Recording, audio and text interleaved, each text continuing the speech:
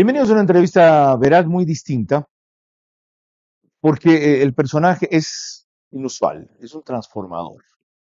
Mario Alonso Puig es recontra conocido, por lo menos en castellano, también en otros idiomas, por sus conferencias, sus libros, más de 10, todo el material que se exhibe constantemente en YouTube. Algunos fragmentos van a ver a lo largo del programa, pero más por la expectativa que generó esta semana en sus dos conferencias extraordinarias. En Quito, más de 2.000 personas; en Guayaquil, más de 800, porque las circunstancias eran distintas. De las 2.000 en Quito, 500 fueron llevadas por Stephanie Spin. Eran madres todas, mujeres todas, de manera gratuita a asistir allí. Y especialmente por el tema que nos propuso desde hace un par de meses. Haz lo imposible. Tacha el haz lo posible. Y de cómo en su conferencia desarrolla esa tesis, esa motivación, pero además ese ejercicio con quienes asistieron allí. Tengo testimonios maravillosos de alguien que fue de Machala a Quito, quiso venir a Guayaquil, y la compañía estaba, te digo, la conferencia estaba sold out. Me dejó un hermoso rosario de regalo, le dio otro a él, en fin. La próxima hora está dedicada a entender y explorar mejor su pensamiento. Les recuerdo que nos pueden seguir para eso por Facebook y YouTube, de ver a su manera. Estamos también en Stream TV Cable, que es Canal 15 de Vito TV, o si prefieren alta definición 709. En DirecTV el canal es 124, corresponde a Manavisión. Señal abierta solo en Manaví. En Estados Unidos llegamos por Macro Digital. También en España, en Hispasat por Macro Digital, y en Ecuador nos ponen varias provincias, en especial Galápagos, donde va a ir Mario Alonso después de esta serie de conferencias. Las dos radios de mayor cobertura en el país que producen el programa: Caravana 750M y Blue 88.9 FM. Alborada en Imbabura es 90.3 FM, y el reprise solo lo hace Extrema 92.5 FM para Cotopaxi, Tungurahua, desde Ambato. Dicho eso, cuando volvamos, Mario Alonso Puig. Hago periodismo político desde 1975 y de opinión desde 1978. En ese género cabe ser pluralista, pero no imparcial. Mi experiencia en la búsqueda de democracia exige dejar fuera a quienes la dinamitan y criticar a quienes la construyen para que el modelo sea veraz. Respondo aquí por lo que opino. Mis invitados por lo que expresan. Nada de eso compromete o representa a este medio. Una entrevista veraz es la mejor forma de conocer la verdad. A eso los invito. Ahora. Este veraz es... Muchos de ellos una frustración, porque los efectos no son inmediatos. Mario Alonso, gracias por venir al Ecuador, por todo lo que nos has dado y sigues repartiendo. Y para que esa siembra sea más útil, empecemos definiendo qué es lo imposible. La conferencia se llama Haz lo posible, echando el IM. ¿Qué es lo imposible? Es desafiante definir qué es lo imposible, porque todo lo que creemos que es objetivo tiene un componente subjetivo. Hay muchas personas que creen que objetivamente algo es imposible, y eso lo ven así porque subjetivamente lo hacen imposible. Lo imposible no es lo absurdo. Lo absurdo es aquello que repele a la razón. Es absurdo que yo piense que moviendo mis orejas puedo volar. Repele a mi razón. Lo imposible no es algo que repele a la razón, sino que la sobrepasa. Y para eso tú propones abordar el cerebro como una herramienta e instrumento de viaje de otra manera. ¿Cuál? Hay dos visiones fundamentalmente distintas, yo diría que radicalmente distintas, de entender la conexión entre el cerebro y la mente. Hay una serie de neurocientíficos muy reconocidos, y los que yo siento aprecio y respeto, consideran que la mente es un producto del cerebro. Es decir, la actividad neuronal daría como producto los pensamientos, los sentimientos y las emociones. Hay otros neurocientíficos y otros investigadores, entre los que me incluyo yo mismo, que consideramos que el cerebro es muy importante en estos procesos, en estas situaciones, pero la mente no es un producto, la mente es un proceso en el cual interviene el cerebro, por supuesto, en el cual interviene el cuerpo, por supuesto, en el cual interviene la cultura, naturalmente, y en el cual interviene algo que trasciende los sentidos y de lo que se ha hablado desde hace siglos, llamémosle campo cuántico, Jung le llamaba inconsciente colectivo. Entonces, ¿qué ocurre? Cuando uno cree que toda la actividad mental procede del cerebro, no está utilizando una serie de recursos que van más allá de la neurociencia. Hoy sabemos perfectamente que el cuerpo tiene sabiduría, sabemos perfectamente que el tubo digestivo es capaz de procesar información de extraordinaria complejidad. Se sabe que el corazón, aparte de ser una bomba que moviliza la sangre, tiene la capacidad de afectar a la actividad cerebral y a la actividad del cuerpo entero, no ya llevando sangre, sino influyendo en liberación de determinadas hormonas.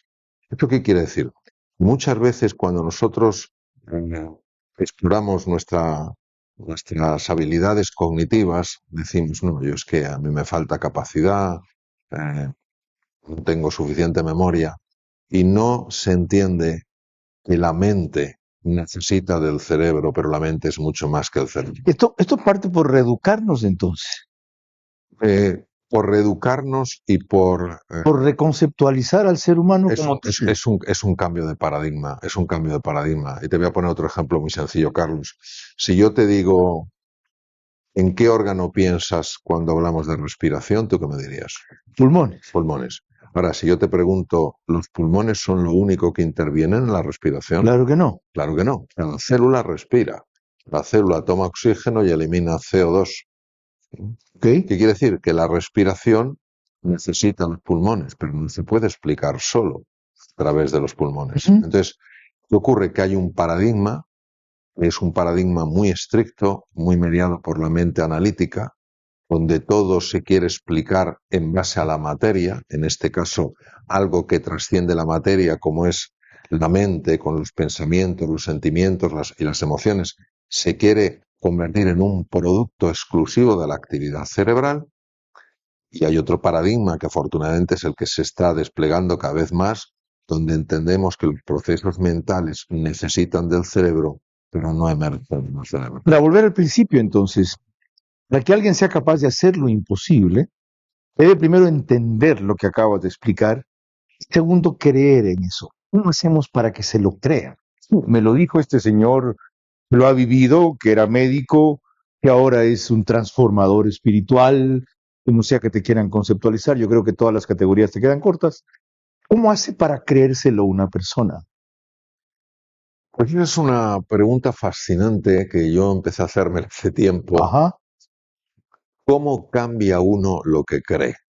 No ya cómo se cree algo nuevo, sino cómo se dejan de creer cosas que se han mantenido estables durante mucho tiempo. Tú sabes perfectamente, Carlos, que hace 500 años el mundo en su conjunto creía que la Tierra era plana y tras el horizonte había un precipicio y no había otro. Y caías, Y correcto. creías. También sabes que cuando miraban al Sol veían que el Sol se movía y entonces toda la teoría geocéntrica era el Sol se mueve, la Tierra está quieta. Hasta que nos dimos cuenta, gracias a esos locos que rompen los límites, que más allá de la línea del horizonte no había un vacío, sino un continente maravilloso. En tu caso concreto, ¿cómo te diste cuenta? ¿Cuál fue el disparador, el momento? Las creencias yo las he cambiado fundamentalmente a través de 3 sistemas. El primero a través de la reflexión, que es algo más que el pensar. Reflexión es un pensar que va precedido del silencio. Reflexión es un pensamiento automático, Sí, que no te da señor. nada nuevo.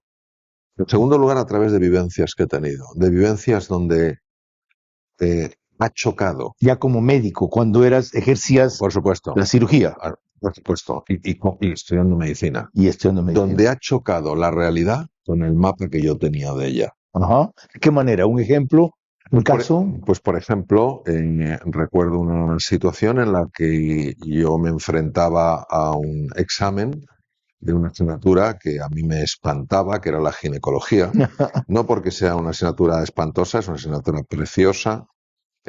Tuve unos profesores muy mejorables. Y tú sabes, Carlos, que muchas veces el amor a una asignatura depende del amor a un profesor. Sí, claro.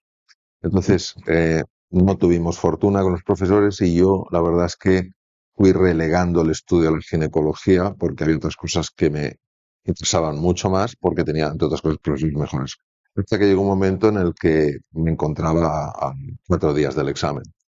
Tenía que estudiarme, yo había hecho ya mis prácticas, esto era ya un examen ya teórico, y tenía Tratados, unos volúmenes, tratados, típico de la medicina. los tratados del profesor Botella y Usía, que era el catedrático, de color verde, y cada vez que me ponía a leerlos no se me quedaba nada, absolutamente nada. Era imposible, era frustrante. O sea, estaba 4 días del examen, primer día me pongo, paso la página y ya no me acuerdo de nada.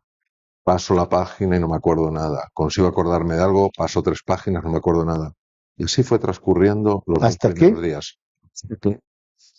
El, Quedaban 2 días ya para el examen y han pasado 2 días, cero de éxito, no recordaba nada. Quedaban 2 días y al siguiente tenía el examen. Y ese día me acosté, después de todo un día de frustración, intentando acordarme de eso. Y en el sueño me ocurrió una cosa. En el sueño tuve una experiencia en la cual pude entender lo absurdo que era que estuviera angustiado por un examen de ginecología cuando el mundo era tan hermoso. Ah. Yo nunca había tenido una experiencia igual en mi vida, fue algo sobrecogedor. ¿Y fue soñando? Sí, sí, fue soñando. ¿Cómo la recordabas luego conscientemente? Fue soñando y además, bueno, esto más lo he contado en público, Qué bueno. o sea que va a ser la primera Ya, vez que primicia. lo voy a Ya, contar. impresión. Me acosté con el mismo nivel de angustia, porque ya solo me quedaban 2 días y era imposible. Y me vi de repente corriendo en una playa, en el agua, pero había poca profundidad. Y me empecé y me caí, entonces me quedé mirando, o sea, me volteé, me caí, me volteé y vi un paisaje maravilloso. Y en medio del paisaje escuché una voz que fue: ¿cómo es posible que estés tan angustiado por un examen de ginecología cuando el mundo es tan hermoso? Eso es lo que recuerdo. Qué formidable lección. Me levanté ¿Ya? y yo era otro. Ajá. Nunca había experimentado algo igual. Tenía memoria fotográfica. Hacía así y la página se me quedaba. Así y la página se me quedaba. Ok. Seguía así. O sea, los 2 tomos eran fácilmente 1000 páginas o algo así. En total, los 2 tomos. O sea, o sea, yo recuerdo, yo estudiaba en la cocina de mi casa porque tenía una mesa más grande que el que yo tenía en mi cuarto. Recuerdo un momento en el que dije: esto que me está sucediendo es imposible. Fascinante. Lo está sucediendo, aprovechémoslo. ¿Cuál fue el tercer paso? Ese fue el segundo. El primero, silencio que te lleva a la reflexión. El tercero, estamos averiguando cómo te El, sucedió esto a el, ti. el, ¿Cómo descubriste esto? el tercero, o sea, para mí una cosa muy importante para que se abriera ese portal que te conecta con algo más profundo, bueno, saqué una nota espectacular en el examen, para que se abra ese portal, fundamental no tirar la toalla. Yo tengo claro que no tiré la toalla. No rendirse. No me rendí. Yo, a pesar de que ya era imposible, porque me quedaban ya 2 días, y durante 2 días históricos que no había aprendido nada, que voy a aprender lo nuevo. No tiré la toalla. Estaba dispuesto a seguir los otros 2 días pegado a los libros, aunque no me quedara con nada. Y yo creo que eso es muy importante porque ahí se abre un espacio. Hemos empezado así esta entrevista con Mario Alonso Puch sobre haz lo imposible, cómo entendió, aprendió, se compenetró él en ese camino. Cuando volvamos, ¿Cómo pueden hacer ustedes?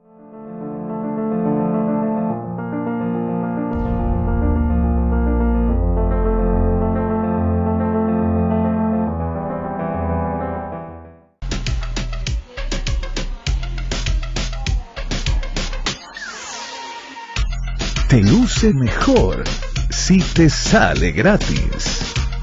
Usa la débito del Pacífico y tu compra puede salir gratis. Úsala en todos lados. Banco del Pacífico.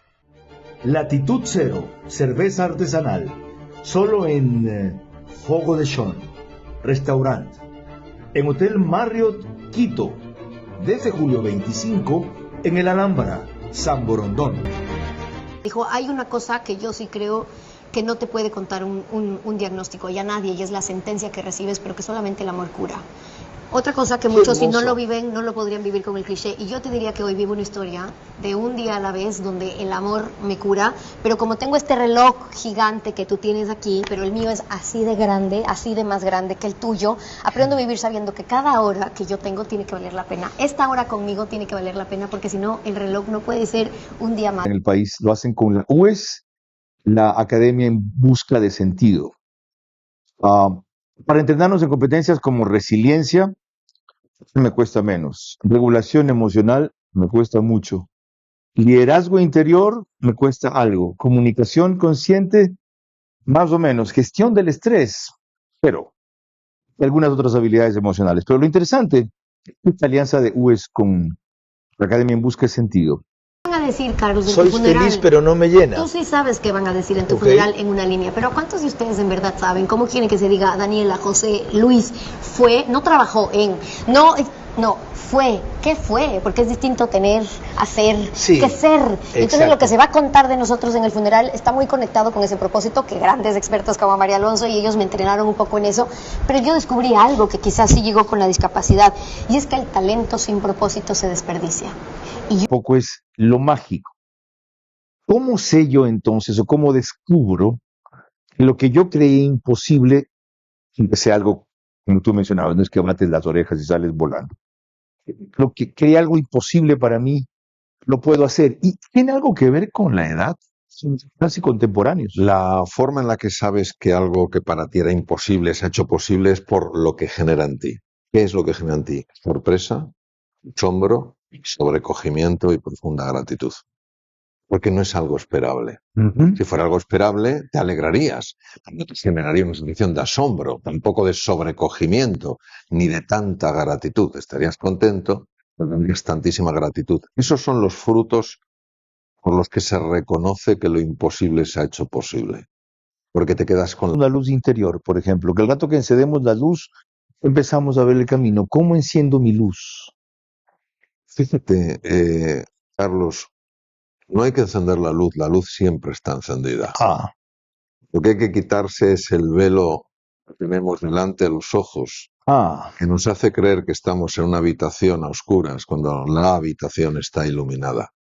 Por tanto, no se trata de encender la luz, se trata de superar, trascender, ir más allá del velo. ¿Qué me pone el velo? ¿Qué es el velo?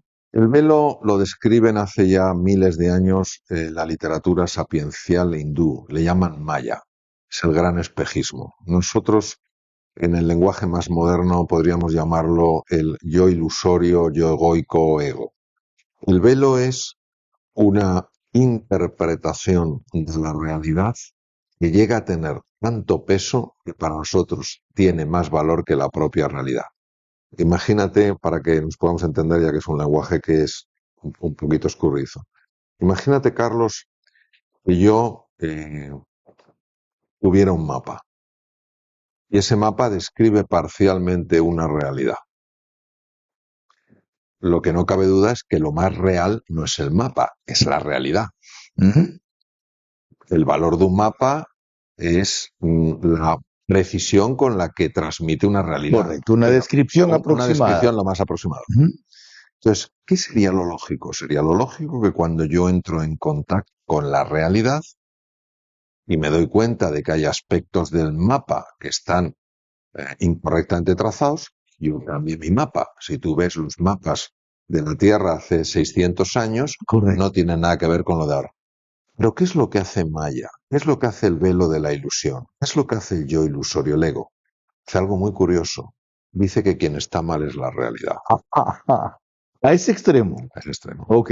Y como la mente es la que procesa la realidad, al final lo que más peso tiene en mí no es lo que me muestra la realidad, sino lo que yo decido creer es verdad. Y ese es el tema, claro. Esto es muy desafiante porque estamos separando algo que uno no lo ve separado. Uno dice, no, pero no ves que esa es la realidad. Y otro dice, pero no, si la ¿Ese realidad es otra. proceso puede descubrirse solo? Se puede descubrir solo. Hay personas que lo descubren solo, hay personas que se les cae el velo de los ojos de alguna manera y entonces entran en otra experiencia de lo que es la propia vida. Hay personas que el velo se va cayendo. Es como si utilizáramos en vez de la analogía del velo, imaginemos la analogía de un muro, ¿no? Hay personas que de repente se cae el muro y ven lo que hay detrás del muro. La mayoría de los que he hablado en tus conferencias me dicen, a propósito de la símil que acabamos de hablar, que el velo se les cae en tu conferencia, que el velo se les cae cuando leen un libro, el velo se les cae a charlas tuyas de 2 horas en YouTube, cuando le ponen atención e interés a fondo a eso. Pero la mayoría me dicen también que luego no sé cómo seguir. Es decir, este hombre me abre una puerta y me muestra un camino, pero no sé cómo caminar. Vamos a ver, cuando, cuando el velo se cae o el muro se cae, lo que a veces sucede es que ese velo ya no está o ese muro ha desaparecido. Pero ¿qué pasaría, Carlos, si ese velo o ese muro fueran muy insistentes y quisieran volver a reconstruirse? Entonces, ¿cómo evitas que eso suceda? Teniendo siempre presente que hay otra realidad. Por eso el precio de la libertad es la eterna vigilancia. Ok, ¿Sabes? Yo puedo... el precio de la libertad es la eterna Es vigilancia. estar permanente atento y cuando ves que el muro se está queriendo volver a Ok, reconstruir, tú haces el quitar de nuevo ladrillitos para que se vaya cayendo el muro. otro detalle, para quienes hayan leído su biografía y si no lo han leído, háganlo. La gente ve ahora a este Mario Alonso Puig, pero no fue así siempre. De lo que yo he investigado, esto fue un proceso en él. Él mismo acaba de escribir el ejemplo de el tiempo que le tomó y la circunstancia especial que vivió para poder asimilar las clases de ginecología. El Señor no es un mago, el Señor es un transformador. Entonces, no es que ustedes ya por leer, ver, asistir, etcétera, esperen al día siguiente un resultado distinto. Él acaba de decir lo que tiene que hacer. El precio de la libertad es la vigilancia permanente. Y el precio de la felicidad, El precio de la felicidad, ¿existe eso? sí, hay que pagar un precio. ¿Tú eres feliz? ¿Siempre? Siempre que estoy conectado con mi yo profundo. Cuando me desconecto con el yo profundo puedo tener bienestar subjetivo, puedo estar cómodo, no experimento la felicidad. ¿Ha oído tu maravillosa esposa esa definición? O sea, no eres feliz cuando estás con ella, sino cuando estás con tu yo profundo. No, claro, vamos a ver. Ah, no puede ser. No, es que nosotros tenemos que Qué distinguir, maravilloso esto. nosotros tenemos que distinguir muy claramente lo que es el bienestar, el goce de los sentidos, de lo que es el gozo del corazón. ¿Qué es ser feliz entonces en ese sentido? Ser feliz es descubrir realidad. En el momento en el que tú descubres quién eres en realidad, en el momento en el que tú entiendes que tu esencia, lo que realmente te define, es unidad, verdad, bondad y belleza, como lo describió perfectamente Aristóteles, pues te das cuenta de que no tienes que tener miedo. Te das cuenta de un montón de cosas. Ahora bien, Fascinante. no es incompatible Ok. que tú desde el yo profundo sientas la conexión con otra persona como es tu mujer, un amigo, un ser Un querido, hijo. un hijo, es decir, ¿Ya? tenemos una tendencia a decir lo uno o lo otro, Ya, es lo uno y lo otro. ¿qué es el yo profundo? Dice, siempre que me conecto con mi yo profundo. Es muy fácil de entender. Otra cosa es vivirlo. Carlos, tú imagínate que yo tengo 4 años y estoy en la playa. Esta hoja de papel es la arena en la playa, ¿vale? Y entonces yo tengo un palito y empiezo a hacer un dibujo Tengo 4 años y hago un dibujo pues muy sencillito, ¿vale? Es un dibujo mío. Es ¿Ya? como un autorretrato en la playa. Rejón de paso. Y entonces aquí viene lo interesante.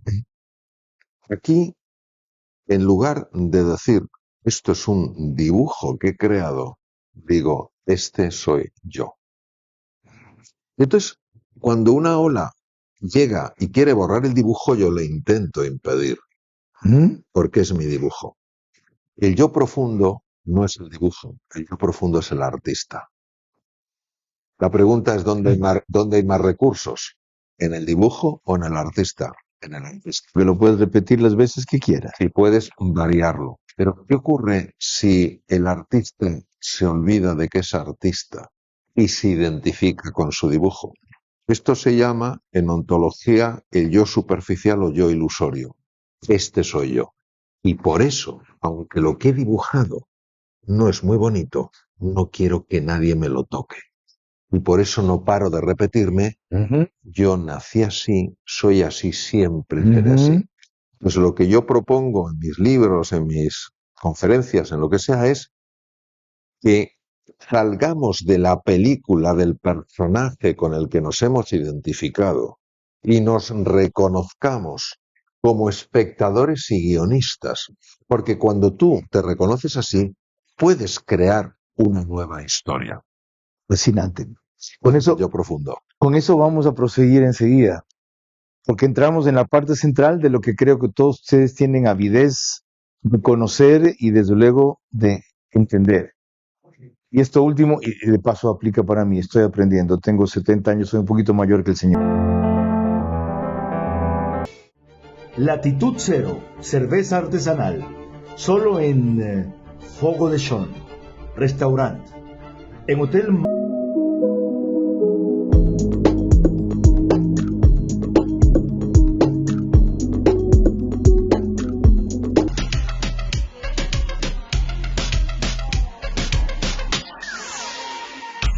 Te luce mejor si te sale gratis. Usa la débito del Pacífico y tu compra puede salir gratis. Úsala en todos lados. Banco del Pacífico. Esta entrevista con Mario Alonso Puch, en la cual estamos explorando la forma de llegar a las metas que él nos propone con los caminos que él nos abre. Y hemos visto que mucho depende de nosotros también. El Señor no es que te lleve de la mano ni está cada rato, ni tienes que leer y releer a cada rato tus libros, sino que hay que entrar en una fase de exploración y de introspección que exige de parte de ustedes tener mucho. Para otros poco, depende. Él mismo con todo su proceso. A veces hay un gatillador muy... Quienes más se acercan a tus... Fundió, pero esos años ya fueron las del BBA, las de las primeras, y después eso ya se hizo un formato. Llevaba ya muchos años. ¿Verdad? 15 años tal vez. Previo a BBVA. Ok, ya. ¿Eso tiene algo que ver con la edad? La forma en que se asimilan los conceptos y conocimientos. A los 70 años yo puedo cambiar. Mira, afortunadamente cuando estoy con las personas que van a... Es verdad que la media es una media ya de personas que, aun siendo muy jóvenes, tú eres muy joven, con 70 años, están interesadas en crecer y en evolucionar, y esto lo estamos viendo con personas muy jóvenes. Mira, a tu pregunta te diré un sí más grande que el salón en el que estamos. Y te voy a dar varias razones. La primera razón, la que más nos abre los ojos, que es una razón de orden científico. La neuroplasticidad, la capacidad, no decirte ya soy demasiado mayor para aprender. Puedo esperar.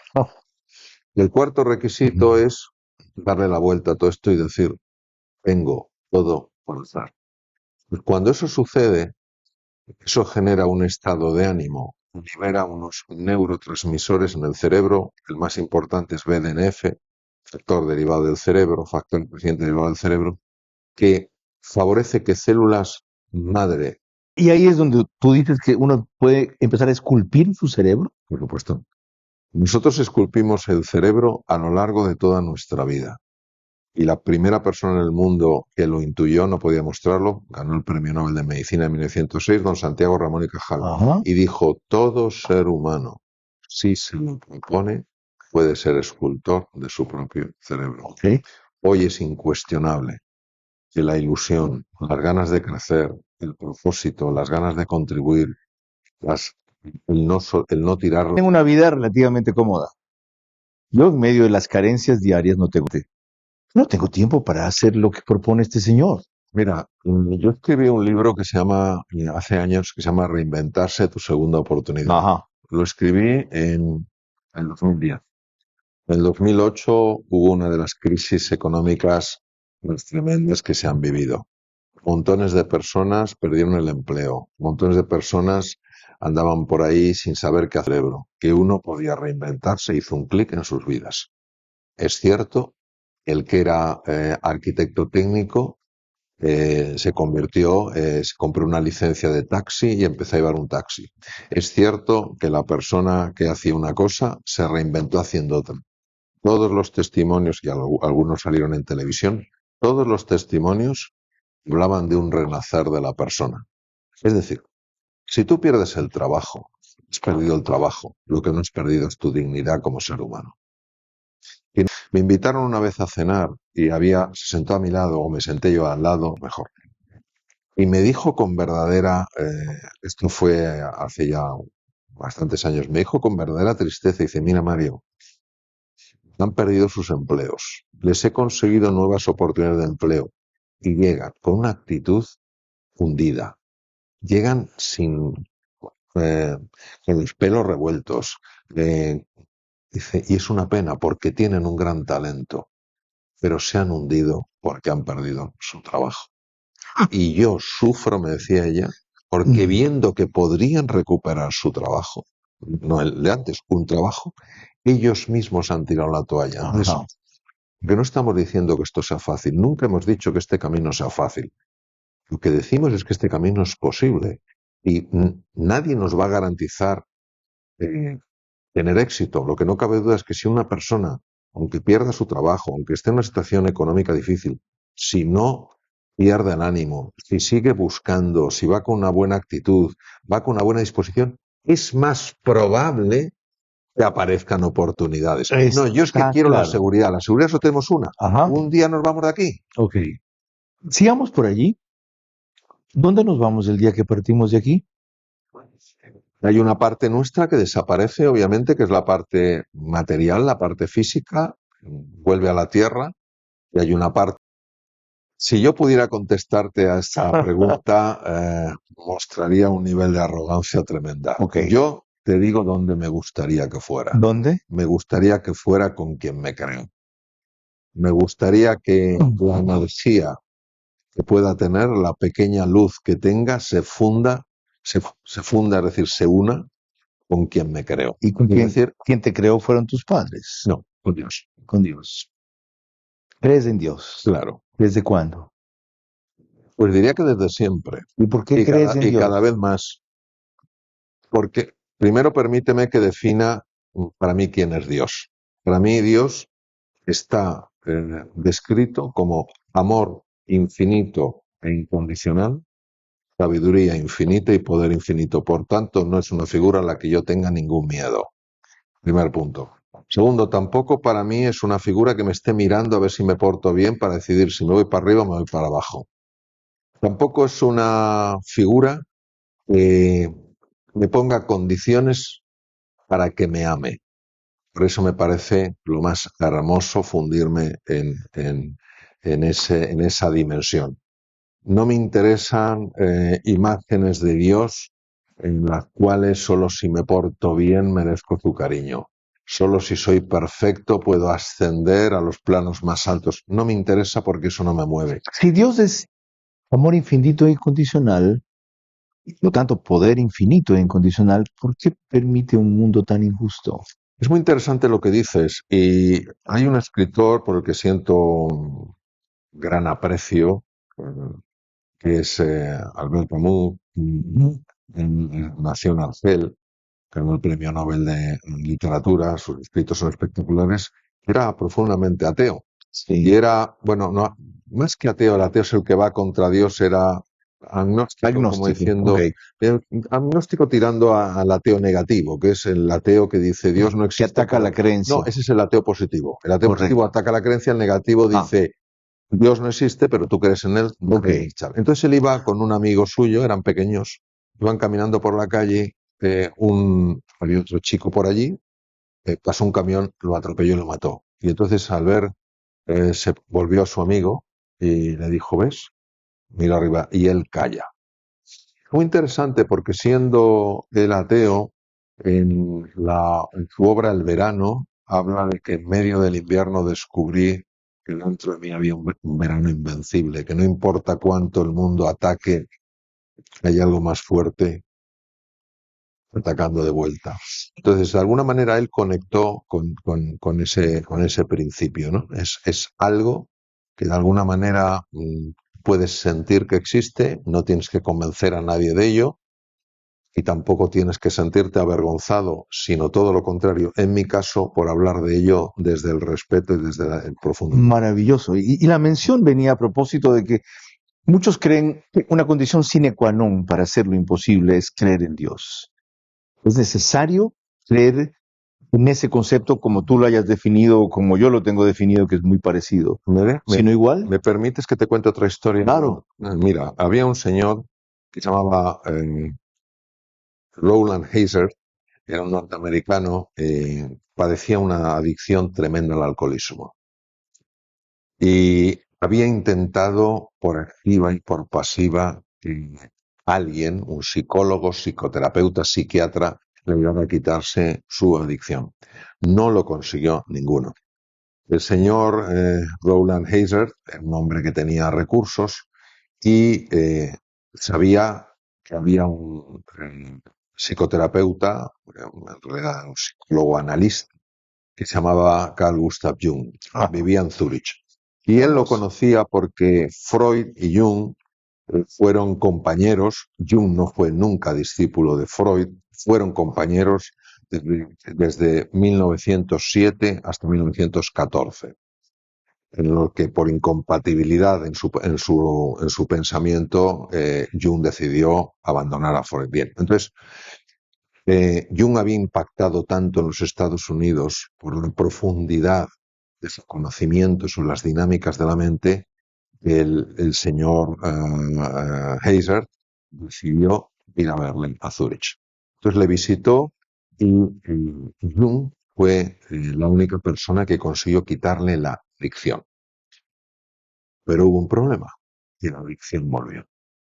Y el señor Roland Heiser volvió a visitar a Jung.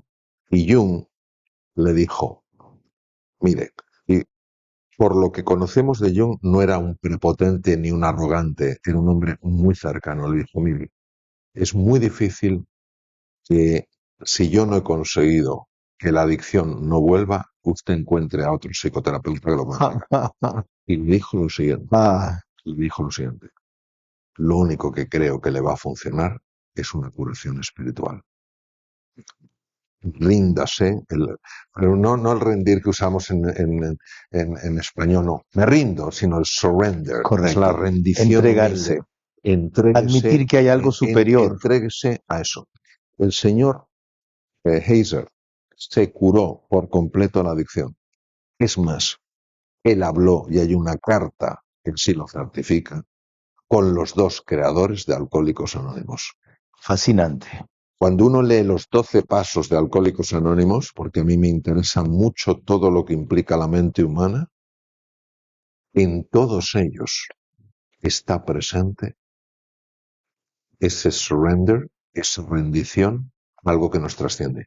Lo cual les generó muchos problemas en las asociaciones que tenían en los Estados Unidos, porque ellos querían decir Dios. Ríndete a Dios, en el sentido de no de sometimiento, Ajá. sino de surrender. Ajá. ¿Por qué? También hay que entenderlo. Porque cuando se habla de la palabra Dios, hay personas que han tenido muy malas experiencias. Ujú. Y entonces la misma palabra produce un sarpullido emocional. Y claro, por eso hay que matizar muy bien cuando uno habla de Dios, de qué está hablando. No de quién está hablando, sino de qué está hablando. Entonces, por eso considero que hoy en día las psicoterapias que mejor funcionan son las que tienen un impacto ontológico. ¿Qué quiere decir? Que van a la esencia. Y si el ser humano en su esencia fuera espíritu, entonces ahí habría unas posibilidades de curación que otras son imposibles. Mira, los dos creadores de Alcohólicos Anónimos que hablaron con el señor Roland Heiser, uno trabajaba en la bolsa en Nueva York y el otro era un médico, el doctor Bob. El nivel de alcoholismo que tenían era tan brutal que les había arruinado la vida. Habían probado de todo. Y fue en el momento en el que se rindieron, en el sentido bello de la palabra, no en el sentido de sometimiento, se abrieron a una fuerza superior a ellos, se curaron por completo. Formidable ver cómo se conjuga o debe necesariamente conjugarse lo espiritual con lo material, si se quiere lo energético, Claro, el cuerpo con la mente, claro. para que esto tenga un mejor funcionamiento. Para concluir, cuéntame un par de cosas sobre la extraordinaria amiga, mujer, periodista, madre, que te contactó y te trajo para acá. Ella contaba recientemente eh, lo que hizo en su vida el viaje del héroe. Ella dijo que sintió que ese libro lo habías escrito para ella y que a raíz de eso ella se transformó, se motivó, vio una salida. ¿Cómo defines este reto y este camino que se ha impuesto Stephanie Spin en el Ecuador a raíz de la circunstancia de su hija? Yo eh, considero que Stephanie Spin es un ángel en la tierra. Es una mujer que tiene una extraordinaria talla como ser humano. Exactamente. Y es una mujer tremendamente sensible no solo a su situación particular, sino a la situación de tantas madres, de tantas familias que hacen frente a un desafío de semejante calibre. Una persona que ha sido capaz de influir a nivel internacional, influir a todos los niveles en los que se puede influir y hacerlo siempre con una sonrisa. Entonces yo siento, aparte, un enorme cariño por Estefanía, una enorme admiración. Y yo creo que ella manda un mensaje fantástico al mundo y es cómo, haciendo frente a un desafío tan importante, en lugar de caer en la frustración, de caer en la sensación de miedo, en la sensación de impotencia, ella lo transforma en crecimiento, en transformación, en ayuda social, en colaboración. Es decir, es como la piedra filosofal, ¿no? La piedra filosofal decían que era capaz en la época medieval, en la alquimia medieval, de convertir el plomo en oro, ¿no? De convertir una situación que es muy difícil en oro puro, ¿no? Y por eso me parece que es un ejemplo para todos de cómo ante mares bravíos, tormentas que muchas veces podrían generarnos pánico, se puede avanzar con claridad, con serenidad, con paz interior y con confianza y generar un impacto absolutamente extraordinario, no solo en la propia vida, sino en la vida de muchísimas personas. Gracias a ti y gracias a ella por habernos puesto a este señor tan a la mano, tan cerca, porque accesible siempre ha estado por los distintos medios electrónicos ahora, y por esa inspiración es su vida también descrita por Mario Alonso Puch ahora. Esta conversación tan fugaz, si quieren, tan distinta también, les sirva a ustedes como el inicio para emprender en ese viaje del héroe, para abrir las puertas que él se las acaba de mostrar en otros casos y están abiertas para caminar por el sendero que nos pone y para entender el fondo que hay en su conferencia, que nada es imposible si ustedes se los proponen en las condiciones en que él lo acaba de limitar. Este no es un encantador de serpientes más, no es el super coach que se conoce en castellano, no es el gran conferencista que todos van a celebrar. Este es un ser humano mucho más profundo y trascendente como sus enseñanzas se los acaban de comunicar. Aprovéchenlo, síganlo, estudienlo, cuestionenlo también, entiéndanlo sobre todo.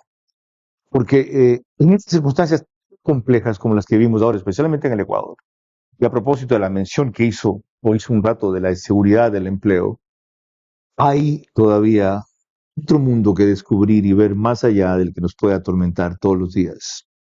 Si ustedes son capaces de distinguirlo, son capaces de controlarlo. Pero espero que me diga algo cuando vuelva. Estoy a tiempo. Estoy a tiempo.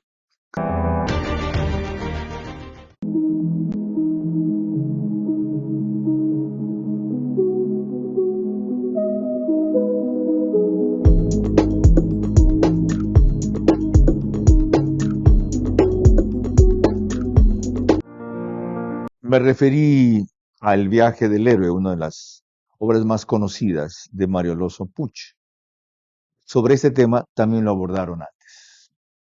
La novela sigue una estructura que es el camino del héroe.